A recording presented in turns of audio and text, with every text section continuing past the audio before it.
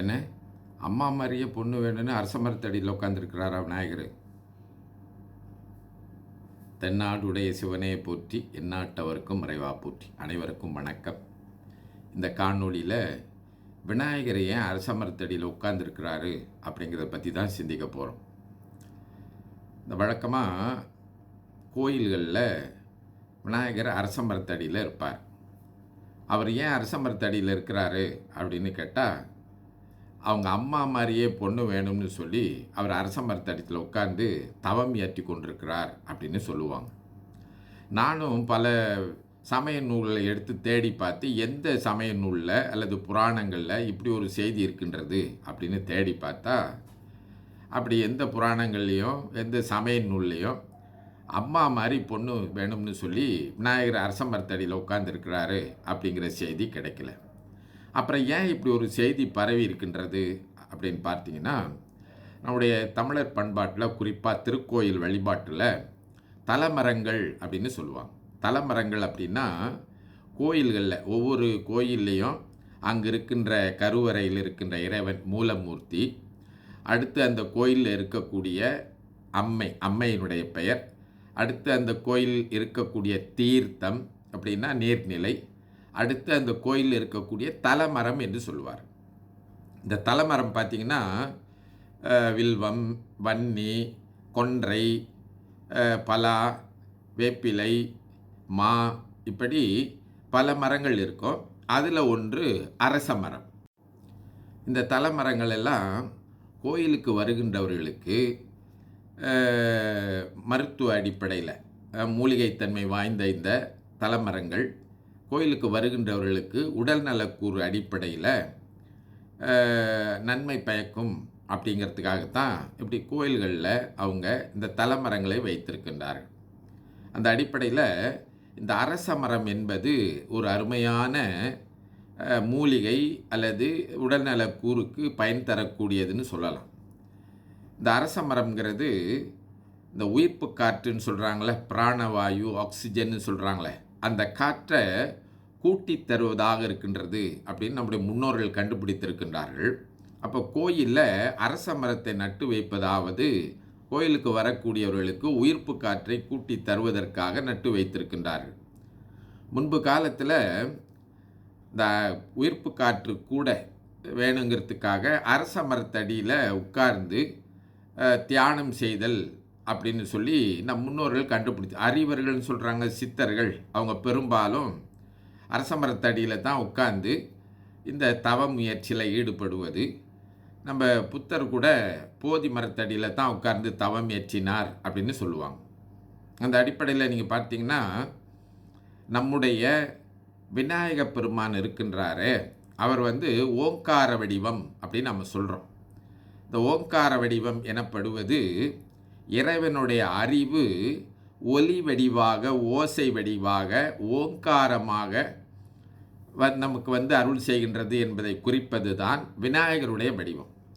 அப்போது இந்த தவம் ஏற்றவர்கள் எப்போதும் ஓங்காரத்தை வலியுறுத்துவாங்க. இந்த மந்திரங்களை தொடர்ந்து சொல்லும்போது ஓம் நம சிவாய, ஓம் நம சிவாய அப்படின்னு இந்த ஓங்காரத்தை சொல்லி அவர்கள் தவம் இயற்றுவார்கள். அதனால தான் இந்த தவம் இயற்றுகின்ற செயலுக்கு தமிழில் ஓகம் அப்படின்னு சொல்கிறாங்க. இப்போ யோகம்னு நாம் சொல்கிறோம், தமிழில் அதை ஓகம் அப்படின்னு திருமூலர் திருமந்திரத்தில் சொல்கிறார்.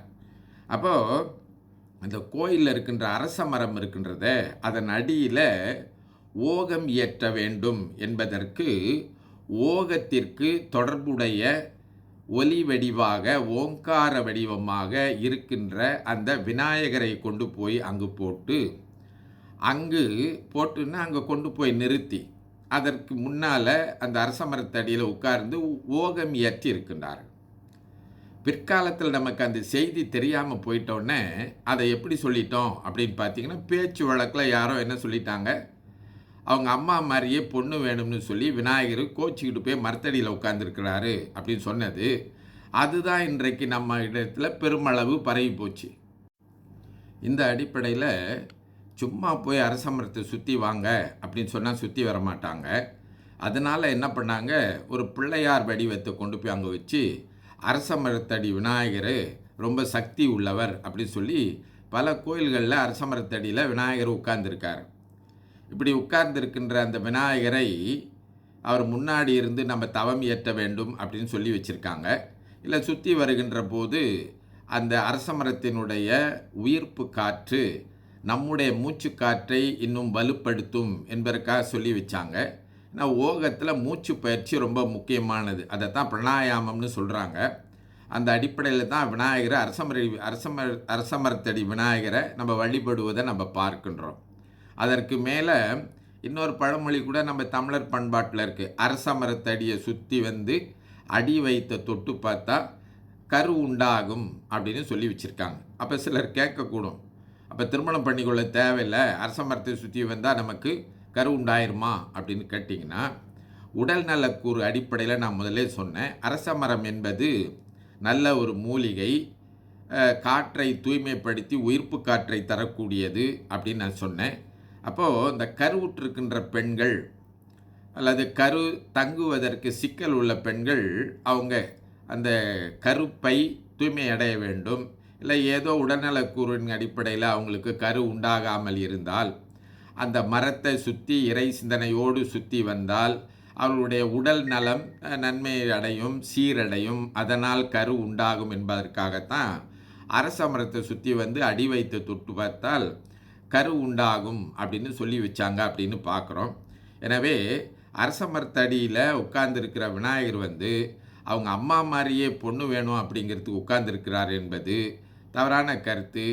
அது மக்களுக்கு எடுத்து சொல்லாமல், இப்படி சொன்னால் மக்கள் அரச மரத்தை சுற்றி வருவார்கள், அதனால் கிடைக்கக்கூடிய பலனை பெறுவார்கள் என்பதற்காகத்தான் இப்படி மறைமுகமாக சொல்லி வைத்திருக்கின்றார்கள் என்ற செய்தியை நாம் அறிகின்றோம்.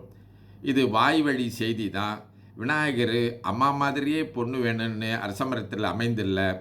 அந்த ஓங்கார வடிவமாக இருக்கின்ற அந்த விநாயக பெருமானை நாம் தவமியற்றி வழிபட வேண்டும் என்பதற்காகத்தான் அரச மரத்து அடியில் இருத்தினார்கள் என்பதை நாம் உணர்ந்து கொள்வோம். தென்னாடுடைய சிவனை போற்றி, எந்நாட்டவர்க்கும் இறைவா போற்றி. திருச்சிற்றம்பலம்.